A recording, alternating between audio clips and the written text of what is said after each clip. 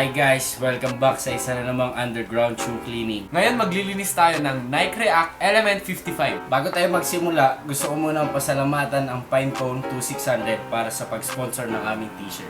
At shoutout din nga pala sa isang sneakerhead ng Baguio na si Moises Mariano para sa kanyang Nike React Element 55. Ang mga materials na gagamitin natin para malinisan ng Nike React ay container na may tubig, Scotch Brite, soft brush, spray na may detergent, microfiber, at ang shoe tree. First step natin ay alisin yung shoelace.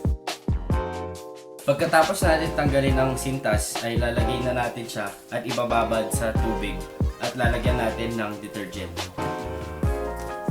At dahil nga sensitive ang material na gamit dito sa Nike React Element 55, gagamit tayo ng soft brush at circular lang ang motion ng pagbabrush. Pagkatapos nun, sprayan natin siya ng detergent sa buong shoes.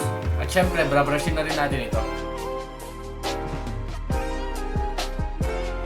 At pagkatapos natin brushin, puunin na natin ang ating microfiber towel at pupunasan na ang buong shoes.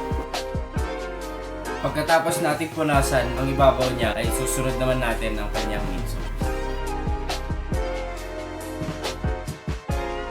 Pagkatapos natin sa midsole, magpo-focus naman tayo sa ibaba.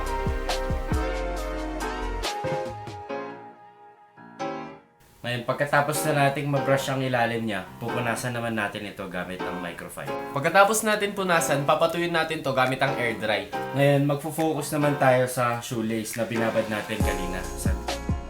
Pagkatapos natin itong brushin, i-air dry na natin to. Ngayon tapos na natin i-air dry ang ating shoelace, pwede na natin ito ibalik sa shoes.